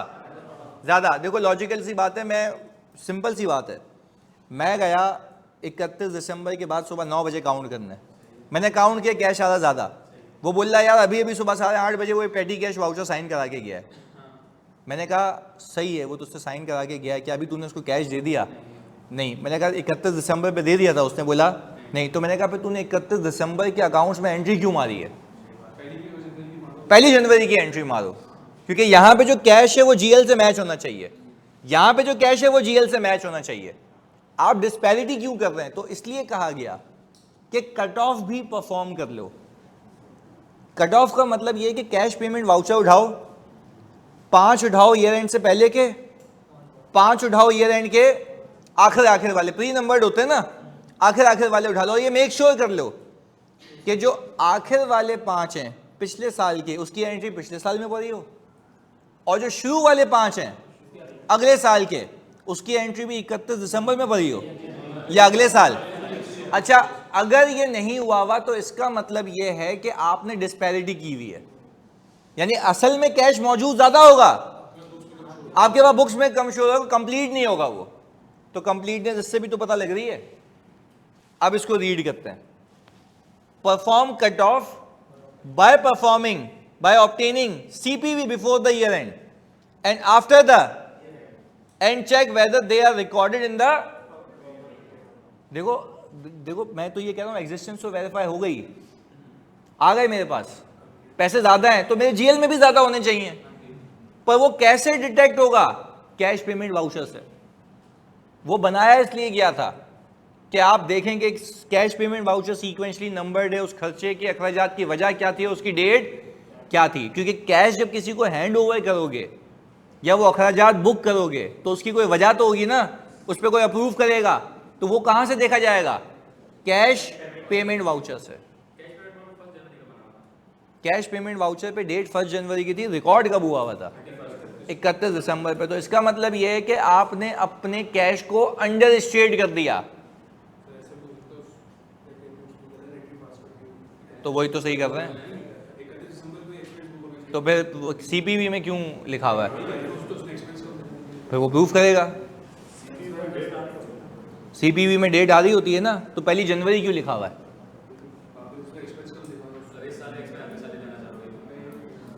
देखो कौन बेवकूफ चाहेगा मैं अपना कैश कम दिखा दूं? एरोनियसली होता है ना, एरर भी हो सकता है। आप तो कह रहे हो मैं तो हर एक एक्सपेक्ट को कवर कर रहा हूं कि ईयर एंड के बाद एक सीपीवी बना है 1 जनवरी का, तो उसको रिकॉर्ड भी कब होना चाहिए? तो वो 31 दिसंबर पे रिकॉर्ड करके बैठा हुआ है। यानी हम कह रहे हैं financial statements are giving true and fair view, but actually it is not, because cash is under stated, जबकि 31 दिसंबर के ऊपर वो कैश मौजूद था। अच्छा, यही कॉन्सेप्ट तुम लोग इन्वेंट्री पे भी अप्लाई करो। कट ऑफ तुमने 4 जीडीएन उठाए ईयर एंड के बाद के, और 4 जीडीएन उठाए ईयर एंड से। अच्छा, जो तुम लोगों ने 4 जीडीएन पिक किए, good dispatch note, year and के बाद के, तुम्हें पता लगा वो रिकॉर्ड हुए थे ईयर एंड से पहले, आपकी इन्वेंट्री ओवर स्टेटेड है अंडर स्टेटेड? Under stated. अच्छा, अंडर स्टेटेड क्यों है? क्योंकि आपने अगले साल की इन्वेंट्री इस साल के आउटवर्ड में शो की हुई है। तो ये भी कहां से डिटेक्ट होता है? कट ऑफ से।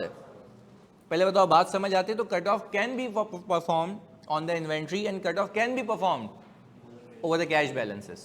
क्लियर है? तो हम हमेशा ये कर रहे होते हैं, उस रिसीवेबल में भी हो सकता है। यस आप ट्रेस करें ना कि 4 ट्रांजैक्शन ईयर एंड के बाद की, 4 ट्रांजैक्शन ईयर एंड से पहले की, पर उस केस में तुम गुड डिस्पैच नोट को भी यूज करोगे क्योंकि सेल किसको देख के बुक होती है, जीडीएन को। तो आप 4 जीडीएन उठाए ईयर एंड के बाद के, 4 जीडीएन उठाए ईयर एंड से। अच्छा मैं तुमसे पूछता हूं, जल्दी बताना, अगर मैंने जीडीएन पिक किए ईयर एंड के बाद के तो उसका रिसीवेबल कब बुक होना चाहिए, और अगर पहले बुक हुआ हुआ है तो आप ओवर स्टेटेड है under, very good, over stated है। तो आप हर जगह सोचो और डॉक्यूमेंट देखो क्या यूज करना है। तो इस केस में सीपीवी यूज किया और सेल्स के केस में जीडीएन, इन्वेंट्री के केस में जीडीएन भी यूज करते हैं, जीआरएन भी, दोनों। इनवर्ड भी देखना होता है, आउटवर्ड भी देखना होता है। तो ये जरा फिनोमिना दिमाग में फिक्स करो। ऐसे नहीं कि रट्टा लगा लिया कि कट ऑफ परफॉर्म कर लेंगे, भाई उसको बताना है कि कट ऑफ परफॉर्म करेंगे by obtaining 4 CPVs before the year end after year end, and make sure that it is relevantly recorded in the correct period और नॉट। मतलब वो 10 भी उठा लो अपने हिसाब से, पर मैं यूजुअली 10 उठवाता हूँ यहाँ पे कि 10 ईयर एंड से पहले, 10 ईयर एंड से बाद में, टू मेक श्योर कि सही पीरियड में रिकॉर्ड हुआ हो। चलें ओके। पेबल में भी हो सकता है जी बेटा, पेबल में पहुंच के बताएंगे। अच्छा भाई, हादी ने एक सवाल किया, सर ऐसा भी तो होता है ना, होता है ना या हो सकता है, बड़े कन्विक्शन से बोल रहा है। इधर सुनो भाईजान, बातें नहीं, मैंने मना किया है। इधर सर ऐसा भी तो होता है ना प्रैक्टिकली कि बैंक बंद होती है on first day of the new financial year, तो ये क्या चक्कर होता है? अबे तो भंगी तेरे को क्या मसला है भाई? बैंक इसलिए क्लोज होता है क्योंकि क्लोजिंग चल रही होती है, इतनी सारी ट्रांजैक्शन होती हैं, तो ऑडिटर को तो नहीं मना होता जाना। ऑडिटर तो जा सकता है ना, क्योंकि हमने एंगेजमेंट लेटर में लिखा था कि हम जहां जाना चाहेंगे आप लेके जाएंगे, लिखा था, हमने लिखा था ना, सही है। तो उसका क्या मसला है? चलें ओके। अच्छा भाई प्लीज पहले बताओ, कैश की हद तक बात क्लियर है? चलें ओके। कौन सा वाला? देखो ये जो प्रोसीजर मैंने परफॉर्म किए हैं, इससे कंप्लीटनेस भी वेरीफाई हो रही है, वैल्यूएशन भी हो रही है। देखो आप जब काउंट कर रहे हो खुद अपने आप से सवाल पूछ रहे हो ना, वैल्यूएशन हो रही है, एग्जिस्टेंस और कंप्लीटनेस भी, कि कंप्लीटली इतना ही कैश है और इतना ही रिकॉर्ड हुआ हुआ है। तो सारी असर्शंस कैश में इसी से केटर हो जाती हैं। क्लियर है? चलें, अब हमने कहा कि sir cash and bank, cash तो हो गया, अब बैंक बैलेंस पे आते हैं। सही है? कैश में कोई इशू, वेरिफिकेशन समझ आती है? चलें ओके। अब आते हैं हम ऑल टुगेदर बैंक बैलेंस के ऊपर। अच्छा, जब आप बैंक बैलेंस की बात करते हैं तो मुझे लगता है कि एक कंपनी के एक से ज़्यादा बैंक अकाउंट्स भी हो सकते हैं, अलग अलग बैंक्स में हो सकते हैं, ऐसा ही है ना? तो हमें सबसे पहले उससे लिस्ट ऑफ बैंक अकाउंट लेनी है। एग्रीड? हम सबसे पहले ऑब्टेन करेंगे list of bank accounts maintained with the company, check करेंगे मैथमेटिकल एक्यूरेसी एंड ट्रेस करेंगे टोटल को। एफएस से क्यों मैच कर रहे हो? ऐसा हो सकता है कि आप वहां पे टोटल करें तो ज़्यादा है, यहां से मैच करें तो यहां पे कम हो, तो फिर इसका क्या मतलब? कंप्लीटली रिकॉर्डेड, यानी एक आध बैंक अकाउंट रह गया। बोले भाई कर यार इसको मैच, क्या हो गया? ये हो सकता है क्लासिफिकेशन में मसला किया वो। ओके, तो ये तो यहां से पता चल जाता है। फिर दूसरा रिस्क ये आता है, देखो ये रहा, obtain list of bank account, check mathematical accuracy and trace total to financial statements in the general ledger. देखो ये लिस्ट ऑफ बैंक अकाउंट्स, ऐसे हम लेते हैं उनसे, हबीब बैंक, हबीब मेट्रो, अल हबीब, दुबई इस्लामिक, मीज़ान, सेविंग और करंट दोनों अलग अलग चल रहे होते हैं ना। अच्छा, इन सब का सम किया तो हमारे एफएस के टोटल से मैच होना चाहिए। ये मुझे ये बता रहा है कि ये बैलेंसेस हैं इस बैंक के साथ मेंटेन हुए हुए। एग्रीड? चलें अब आगे सुनेंगे। मुझे ये भी तो मुसीबत है कि हो सकता है इसमें से कोई बैंक अकाउंट लिस्ट में ही ना हो। अब मैं इंस्पेक्ट करूंगा बोर्ड ऑफ डायरेक्टर के मिनट्स, क्योंकि डायरेक्टर्स की अप्रूवल के बगैर बैंक अकाउंट खुल ही नहीं सकता, क्योंकि बैंक जाओगे ना तो कंपनी का प्रोसेस होता है, तो बैंक वाला बोलता है कि भाई आप डायरेक्टर्स का अप्रूवल लेके आओ, बोर्ड रेजोल्यूशन लेके आओ तो अकाउंट खुलेगा, अदरवाइज अकाउंट, क्योंकि बैंक्स को ये हिदायत है कि कोई बंदा कंपनी का अकाउंट खुलवाने आएगा तो पावर सिर्फ किसके पास है? बीओडी के पास। तो क्या ऐसा हो सकता है कि मैं इंस्पेक्ट करूं बोर्ड ऑफ डायरेक्टर्स के मिनट्स और वहां पे देखूं कि is there any approval for opening the bank account or not, और अगर अप्रूवल है तो मैंने देखना क्या वो अकाउंट खुला या नहीं खुला। अच्छा, बाज़ औक़ात ऐसा होता है कि अप्रूवल ले लेते हैं, खुलता नहीं है, तो हम पे उससे वजह पूछते हैं, क्योंकि हमें तो यही कंप्लीटनेस को इंश्योर करना है ना। वो कहता है भाई अप्रूवल लेके रखा हुआ है, इस बिजनेस पर्पस के लिए लिया था, अभी तक हमने वो चालू नहीं किया, तो अभी हम उसको खोलेंगे। बैंक कंफर्मेशन तो तब भेजूंगा ना पहले पता हो बैंक कौन सा है। तो इसमें एक बैंक ही गायब, वो हबीब मेट्रो देता ही नहीं वो। नहीं, हबीब मेट्रो को मैं कॉल करूंगा भाईजान, इस कंपनी का भाई, और किसको कॉल करूं, कौन सी ब्रांच में कॉल करूं, सवाल है भाई। आप कह रहे हो मैं कंफर्मेशन भेजूं, बैंक ही नहीं पता, तो सारे बैंक्स को खत लिखूं कि अगर आपके पास इनका कोई अकाउंट है तो प्लीज आप बता दें, क्योंकि मैं गवर्नमेंट ऑफ पाकिस्तान का कोई सरबराह बात कर रहा हूं। ऐसा तो नहीं हो सकता ना, तो पहले आप अपने प्रोसीजर परफॉर्म करो। हाँ, ये हो सकता है कि हबीब मेट्रो के करंट और सेविंग दोनों खुले हुए हों, एग्जाम्पल दे रहा हूं, और उसने एक बताया तो वो कंफर्मेशन में आपको दोनों बता देता है। तो पहले बैंक तो आइडेंटिफाई करो ना कि कौन कौन से, ऐसे तो तुम पता नहीं कितने ही बैंक्स होंगे, तुम मशरिक बैंक को बेच के बैठ गए, वो बोला अभी तो ऑपरेशन ही नहीं खोले मैंने, भाई तू यहाँ पे बोल रहा है इसका अकाउंट है या नहीं है, सही है। तो ये अच्छा, अगेन खैर, तो आपने सबसे पहले मेक श्योर करना है कि आपकी ये list of bank accounts complete है या नहीं है। तो आपने दो चीजें की, पहले लिस्ट ऑफ बैंक अकाउंट ले लिया, मैथमेटिकल एक्यूरेसी चेक की, ट्रेस किया एफएस से। दूसरा, आपने इंस्पेक्ट किए बीओडी के minutes to check whether is there any approval for opening the bank account or not. Clarity है, पक्की बात है। अच्छा, एक और चीज भी कर सकते हैं, इस लिस्ट को पिछली लिस्ट से कंपेयर कर सकते हैं। नहीं आई बात समझ आ रही है? करंट ईयर की बैंक अकाउंट की लिस्ट को पिछले साल की, तो ये हम लिख देते हैं यहां पे, compare current year list of bank accounts with the last year list of bank accounts. ऐसा ही है भाई, हमने कंपैरिजन कर लिया in order to make sure कि क्या ऐसा कोई अकाउंट तो नहीं है जो लास्ट ईयर था और इस साल मिस आउट हो गया, तो वो अभी हमें पता लग जाएगा यहां से। क्लैरिटी है? चलें, ओके। जब आपको बैंक अकाउंट्स पता लग गए, I believe that you have worked on the completeness of the cash और the bank balance. Bank balance, हम बैंक बैलेंस की बात कर रहे थे। चलें अब एक स्टेप आगे, प्लीज सुनिएगा। अब मैंने कहा कि यार अब मुझे एग्जिस्टेंस वेरीफाई करनी है। अच्छा, बाज़ औक़ात तुम्हें एग्जामिनर ये भी कह सकता हो, प्रैक्टिकल लाइफ में भी ये होता है, तुम्हें क्लाइंट आके कहता है कि यार बैंक स्टेटमेंट देख ले।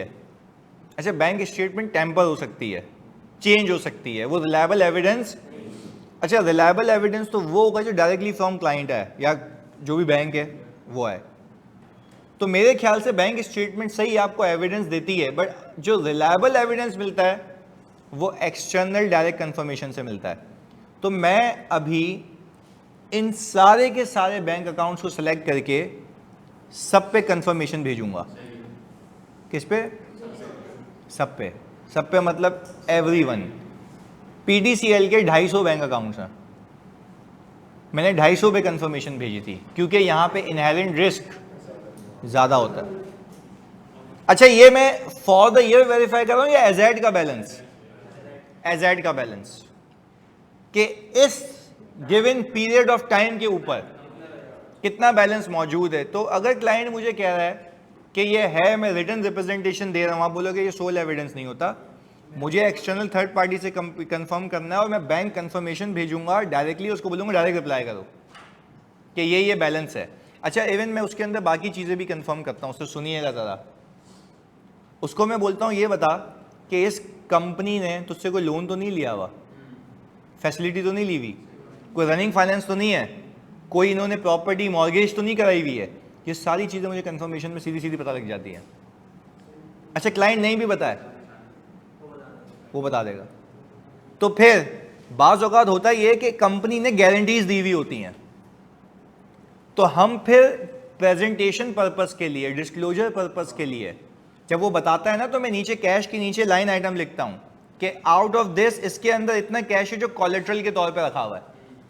अच्छा, है तो बैंक का ही या कंपनी का ही, पर इसमें इतनी गारंटी दी हुई है, इसके ऊपर इतना चार्ज क्रिएट हुआ, वही सारी चीजें कहां से पता लग रही हैं? बैंक कंफर्मेशन से। प्रेजेंटेशन एंड डिस्क्लोजर भी हिट होता है यहाँ से जब आप भेजते हो। क्या एनीवेज आपने कंफर्मेशन भेज दी सैंपल पे या सबको? सबको भेज दी, क्योंकि इनहेरेंट रिस्क है यहाँ पे। नहीं नहीं नहीं, वो तो डेट कोवेनेंट्स बताएगा, ब्रीच कहाँ, मतलब आप लिख सकते हो उसको स्पेसिफिकली पूछने के लिए, पर वो यही बोलेगा कि तू ऑडिटर है, तू बता मुझे, चस्सी उल्टा मैं तुझे बताऊं।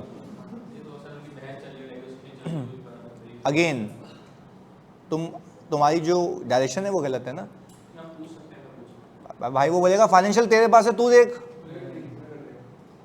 वो बोलेगा ऑडिट, देखो बैंक के पास फाइनेंशियल जमा होते हैं ऑडिट के बाद, तो बोलेगा चस्सी तू ये मुझे बताएगा या मैं तेरे को बताऊं कि इसके डेट कोवेनेंट ब्रीच हुए थे। मतलब एक दिमाग तो लगाओ इस बात पे। तुम पूछ क्या रहे हो? तुम कह रहे हो कि भाई मैं उससे पूछूं तू बता दे डेट कोवेनेंट ब्रीच हुए हैं, तो वो बोलेगा एक काम करो मेरी सीट पे बैठो, मैं आपकी जगह जाके ऑडिट करता हूं, आप मुझे कंफर्मेशन भेज देना कि बैलेंस इतना है, बाकी मैं करके बता रहा हूं। अबे वंगी तुम ऑडिटर हो और तुम उसको बोल रहे हो क्या आपकी नजर में कोई डेट कोवेनेंट ब्रीच हुआ है? वो बोलेगा भाई हाँ आप ये कह सकते हो कि can you please specify the debt covenants, कि उसने एग्रीमेंट ऑल्टर ना किया हो। नहीं, आपने ब्रीच बोला। हाँ, अल्फाजों का जो उपयोग है वो गलत है, ब्रीच नहीं। हाँ ब्रीच नहीं, ब्रीच नहीं। आप बोलेंगे यस आप कंफर्म करते हैं कि क्या डेट कोवेनेंट्स आपने जो बताए थे वो कौन से थे, तो वो लिस्ट करके दे देगा और आप एग्रीमेंट से मैच कर लेना। क्या एग्रीमेंट में उसने कोई चेंजेस तो नहीं की? हो सकती हैं चेंजेस, वैसे आराम से हो सकती हैं, तो वो ही आप कंफर्म कर सकते हैं। ब्रीच की बात तो बोलेगा भाई एफएस ने तेरे पास देख ले यार।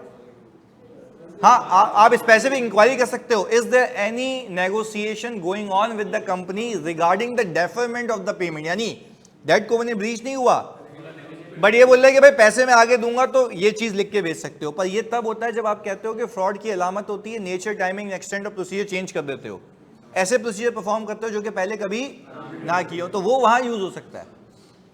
पर ये कहना है कि तू बताते डेट कोवेनेंट ब्रीच हो गया, ये गलत है। सही है, चलो खैर एनीवेज कोई मसले वाली बात नहीं है, कोई मसले वाली बात नहीं है। इधर सुनो प्लीज। अच्छा, अब आपने कहा आपने कंफर्मेशन सर्कुलेट कर दी, अब गेम यहाँ पे अगले 10 मिनट में इसको क्लोज करना है। सही है, हो भी जाएगा ये इंशाल्लाह। इधर अच्छा भाई, अब हमने ये कहा कि circulate external confirmation to all the banks. चलें जी, इधर देखेंगे। अब हमने कहा मैंने सारे बैंक्स को कंफर्मेशन सर्कुलेट कर दी। अच्छा, अब होता क्या, क्योंकि आगे का गेम बड़ा सीधा सीधा है, खाली हम इसको क्लोज करना है हमें। इधर हमने कहा लेट से ऊपर जो बैंक आ रहा था HBL, यहाँ पे अकाउंट नंबर आ जाएगा जो भी है। अच्छा, बैलेंस एज पर लेजर आ रहे हैं यहाँ पे हबीब बैंक लिमिटेड 4680600। अच्छा, ये हमारा वर्किंग पेपर है, डॉक्यूमेंटेशन है कि हम ऐसे ऑडिट करते हैं, सबूत होते हैं ये। अच्छा, बैलेंस एज पर कंफर्मेशन,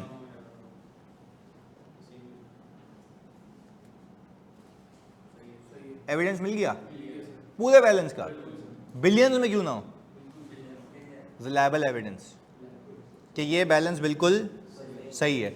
अच्छा, आगे जाके एक बात सिखाऊंगा, भी वैसे बता देता हूं, ये तो आपने एजेड वेरीफाई किया पूरे साल, ये किसी को नहीं पता होती है, ना कोई बच्चा इस पे फोकस करता है, ना कोई पढ़ाने वाला, इवन इन प्रैक्टिकल लाइफ सब मिस करते हैं। सुनना, आपका सवाल ये होना चाहिए फॉर द ईयर में पैसा आया गया, उस पर क्या काम होता है? ये तो एजेड है ना, पूरे साल जो पैसा आया गया उस पर क्या काम होता है? एग्रीड? वो मैं बताता हूँ क्या होता है। जब एक्सपेंसेस वेरीफाई करोगे ना, तो एक्सपेंस डेबिट और पेमेंट वहां से जाते हुए देखोगे, तो रेलेवेंट ट्रांजैक्शंस की वेरिफिकेशन में कवर हो जाती हैं। वापस कोई आपसे पूछे, मैं तुम्हें बताता हूँ, मेरा इंटरव्यू हुआ था दुबई में और कतर में ना, दोनों जगह सेम क्वेश्चन आया मेरे पास। मैंने कहा अच्छा, मैं बोल रहा हूँ कि एक तो मैं डायरेक्टर पोजीशन के लिए इंटरव्यू दे रहा हूँ, उसको पता था ये मिस करते हैं लोग, तो उसने मुझे कहा कि okay we know that we send confirmation to the bank to confirm the balance, so which balance did it confirm? मैंने कहा एजेड बैलेंस। तो कहता है what we do about for the year transaction? मैंने कहा it is covered for each and every transaction that we verify and audit. बोलता है give me an example. मैंने कहा just assume that we are verifying the salary, we are verifying the when I have identified the salary, I also need to check whether the payment has been made through the bank or not. This will verify the transaction. This is verifying the existence as at. Transaction is covered when you are doing the entire audit. मैंने give another example. मैंने कहा assume that if you are doing sale and you are receiving sales proceeds, then I need to check whether the cash has been debited into the bank account and as per bank it is credited or not. यानी bank का तो credit होता है ना, तो बोले okay, यानी इसको ये बात समझ आ गई कि ट्रांजैक्शंस हम हर जगह वेरीफाई कर रहे होते हैं, एजेड पे मुसीबत होती है वो कर लेते हैं। यानी सैंपल पे तो जब मैंने जितनी सेल्स वेरीफाई किया, चाहे इन्वेंट्री तुमने परचेज की तो इन्वेंट्री परचेज की पेमेंट नहीं होती, तो वो हमारे वेरीफाई करते हो। तो ट्रांजैक्शंस तो वेरीफाई हो रही होती है बैंक स्टेटमेंट से, एजेड का मसला होता है कि ये मौजूद है या नहीं है, तो ये यहां से आ जाता है। क्लियर है? तो फॉर द ईयर अलग चल रहा होता है ट्रांजैक्शंस के साथ साथ, ये क्या बच गया? एजेड। क्लियर है? चलें इधर। अब तो आपने ये नहीं पूछा कि सर इसके बाद इंटरव्यू में हुआ क्या? ऑफर तो आ गई थी खैर, पर मैंने इस ऑफर को यहाँ यूज़ किया। मैंने कहा कि सर ये ऑफर आ गई है, आप तो मेंटोर हैं, मैं कभी भी नहीं छोड़ के जाना चाहता, EY is really close to me. तो उन्होंने कहा कोई मसले वाली बात नहीं है, तुम इन बाहर की चीज़ों के लिए बने ही नहीं हो, बी हेयर, इलेक्शंस में जाओ, सही है ना, तुम उस लीग के प्लेयर हो, हम तुम्हें प्रमोट कर देंगे। मैंने कहा कोई मसले वाली बात नहीं है। पार्टनर ने कहा मेरे सामने उसको रिजेक्ट कर ईमेल को, मेरे सामने बैठे, उन्होंने बोला ईमेल पे रिजेक्शन लिखी, मैंने उनको दिखाया, देख लें सही है ना, और कुछ लिखना है इसमें, सेंड का बटन भी उन्होंने दबाया, सही है। तो हमने कहा कि भाई सही हो गया, खैर हो गई। तो अगेन तो कहने का मतलब ये है कि डबल गेम तो होती है। देखो आप सही है, डोंट बी सो शरीफ कि आपको कोई एक्सप्लॉइट करे, सही है। If you have a talent you need to show it, either सामने वाला उसको खुद वैल्यू करे या खुद वैल्यू करवा ले, मेरे केस में दोनों है, सही है। इधर देखिए इफ आप समझ पाए, इधर चलें। अच्छा मैंने कहा HBL हो गया, कोई डिफरेंस नहीं है। अच्छा अब मुझे बताएं, अगर मैं वैसे जाऊं यहाँ पे NBP, यहाँ पे अकाउंट नंबर आ रहा होगा, जल्दी से बताओ, नेशनल बैंक ऑफ पाकिस्तान का यहाँ पे बैलेंस कितना आ रहा है? 7696,800। अच्छा यहाँ पे प्लीज डिफरेंस बताओ जल्दी से, क्योंकि टाइम बहुत शॉर्ट है।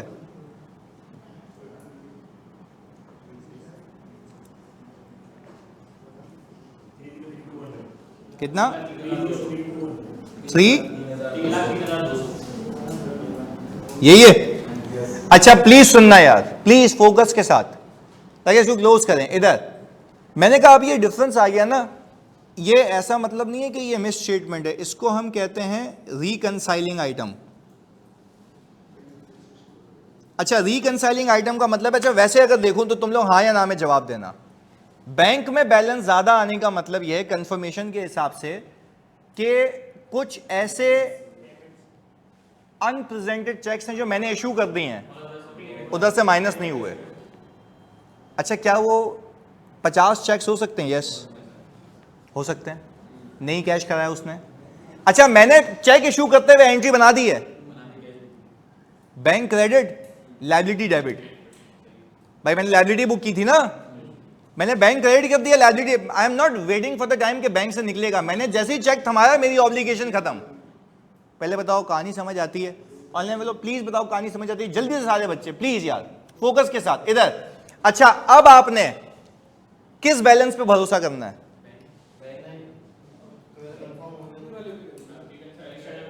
किस बैलेंस पे भरोसा करना है, पहले इस बात का जवाब दो। बैंक वाले पे? गलत, आप ऑडिट इसका कर रहे हो 769 का, लेजर वाले पे भरोसा करना है। पर अब आपने इस पे भरोसा करने के लिए कुछ काम करना है, उस डिफरेंस पे काम करना है।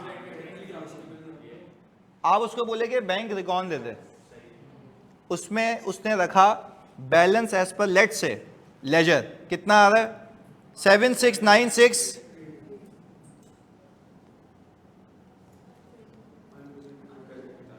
अनप्रेजेंटेड चेक्स वो ऐड कर देगा, सही है। अच्छा अब मैंने कहा कि 10264, 10265, 10267 या 6। अच्छा यहां पे अलग अलग अमाउंट्स के चेक होंगे जिसका टोटल ये बनेगा। अच्छा जब मैं इसके अंदर इसको ऐड करूंगा, यानी टोटल का, यानी जो भी अमाउंट्स आएंगी यहां पे तीनों चेक्स की, वो इसके अंदर 303,200 ऐड होगा, balance as per bank statement आ जाएगा। क्लियर है? अच्छा देखो, मुझे ये वैलिडेट करना है कि वो सही कह रहा है, कि वो 7 से ऐसा तो नहीं है कि अंडर स्टेटेड है। हमारा रिस्क क्या है? अंडर स्टेटेड नहीं होना चाहिए। हमारा रिस्क ये है, फिर कह रहा हूं अंडर स्टेटेड, क्योंकि बैंक ज्यादा बता रहा है। अब मैं इसको वैलिडेट करने के लिए कि वो सही कह रहा है, बैंक रिकॉन लूंगा। अच्छा, बैंक रिकॉन में मुझे रिकंसाइलिंग आइटम पता लग गया, मैं बोलूंगा ईयर एंड के बाद की bank statement they. Year and के किससे मांग रहा हूं? क्लाइंट से। और देखूंगा क्या ये चेक क्लियर हुआ, क्या ये चेक क्लियर हुआ, क्या ये चेक प्रेजेंट हुआ। अगर हो गया तो इसका मतलब यह है कि इसने यहां सही किया हुआ था, प्रेजेंट उसने बाद में किया है। नहीं, यही बात समझ क्या कह रहा हूं मैं, प्लीज सुनना। हमने कहा कि इसने सही अकाउंटिंग की हुई थी, प्रेजेंट उसने बाद में किया है। एग्रीड? पक्की बात है। तो जब प्रेजेंट उसने बाद में किया, this is a timing difference, तभी तो बैंक रिकॉन बनती है। तो क्या ये क्लाइंट गलत कह रहा था या सही कह रहा था? सही कह रहा था। तो सही कह रहा था, तो क्या उसकी वैसी बात मान लें या इनको वेरीफाई करें? अच्छा, तो देखो यहां पे लिखा हुआ है, पहले तो मैंने मैथमेटिकल एक्यूरेसी और बैंक रिकंसिलिएशन चेक की कि क्या ये प्लस करके ये बनता है या नहीं बनता। पता चले तुम लोगों ने डायरेक्ट सैंपल उठा के वेरीफाई करना शुरू किया, बैंक रिकॉन ही चौसी ने गलत बनाई हुई है, यानी इसमें 4 और चेक्स आने चाहिए थे, और तुमने उसने क्या किया, टोटल लिख दिया और बोल ये मैच हो रहा है। तो पहले मैथमेटिकल एक्यूरेसी तो चेक करो कि बैंक रिकॉन चौसी ने सही बनाई है। अच्छा, ऐसा इतनी बार होता है, बच्चा आता है, मैं वैसे ही जब जो फ्रेश बच्चा आता है उसको हम कैश एंड बैंक देते हैं करने के लिए, क्योंकि इट इज़ क्वाइट सिंपल, अगर समझ आया हुआ है तो अब ऐसी बात है, उसने पढ़ा नहीं था मुझसे, तो खैर वो आई बच्ची तो इधर, तो अब वो आई बच्ची तो उसने मुझे, जैसे ही मैंने बैंक रिकॉन देखी ना, मुझे देखते ही समझ आ गया कि बैलेंस में थोड़ा फर्क है। मैंने कहा आपने इसमें क्या काम किया? बोले सर मैंने सब्सिक्वेंट क्लियरेंस देख ली है। मैंने कहा वो तो देख ली है, इसमें चेक्स कंप्लीट हैं। बोले सर होंगे। मैंने कहा प्लस करो, उसमें कोई 12 मिलियन का फर्क आ गया। तो बोलिए सर वो उससे रह गया होगा। तो बेटा तुझसे भी तो रह गया, ऑडिट प्रोसीजर तुमने उस पर किया ही नहीं है। फिर वो गई क्लाइंट के पास, वो बोल रही है सर ये सही करके देंगे, क्या आपने किया हुआ ये गलत। उसने बोला कि तुमने कैसे डिटेक्ट किया? बोल रही है अच्छा मैं तो सुन भी रहा था। बोलिए सर मैंने मैथमेटिकल एक्यूरेसी चेक किया, आपने गलत किया हुआ है इधर। तो मैंने कहा चलो सही है, आप ले लें क्रेडिट, बट काम सही होना चाहिए इधर। चलें, अच्छा पहले बताओ ये बात समझ आती है कि हमने कहा कि statement by adding up uncleared cheque deduct क्यों कर रहा हूं? क्योंकि मैंने जीएल में रिकॉर्ड कर लिया, बैंक में नहीं आया। तो ये आपने सारी सब्सिक्वेंट कंफर्मेशंस करनी है कि ये हो रहा है या नहीं हो रहा। अच्छा, हमने कहा obtain subsequent bank statements and trace subsequent payments to ensure that unpresented cheques are cleared, और subsequent credits in the bank statement to ensure that uncleared cheques are cleared. यानी जो चेक प्रेजेंट नहीं हुए वो प्रेजेंट हो गए, और जो ऐड हुए थे क्लियर नहीं हुए थे वो क्लियर हो गए, दोनों देखने होते हैं। पहले बताओ ये सारे प्रोसीजर कर करा के आपको पूरे अपने बैंक पे एतमाद आ गया कि आपका बैंक बैलेंस कंप्लीट भी है। अच्छा, बैंक ने कंफर्मेशन दे दी तो एग्जिस्टेंस वेरीफाई हो गई, राइट? वैल्यूएशन, और जिस वैल्यूएशन में डिफरेंस था वो हमने वेरीफाई कर लिया। क्लैरिटी है? मिलते हैं अगली क्लास में जी, अल्लाह हाफ़िज़, शुक्रिया जी।